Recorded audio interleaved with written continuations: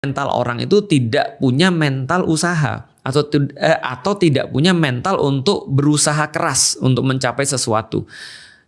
Sebagai seorang muslim, kita harus membantu orang. Tapi sebagai orang muslim juga, kita juga punya sebuah sikap mental untuk tidak menyusahkan orang lain. Jadi tidak menadah, tidak meminta-minta, dan seterusnya. Tapi di sisi lain juga kita harus membantu orang. Idealnya sih kita ngelihat orang sebelum dia minta bantuan, kita sudah bantu karena kita tahu mereka sulit. Idealnya seperti itu tadi.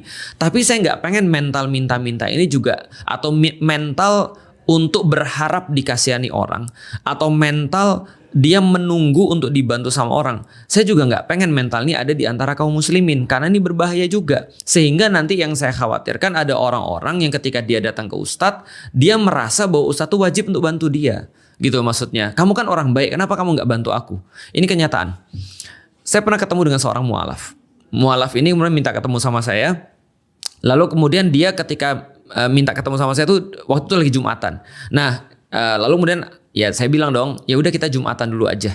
Ketika kita Jumatan, pas saat itu khotib itu lagi ceramah tentang sedekah dan keutamaan untuk mengutamakan orang lain dibandingkan diri sendiri.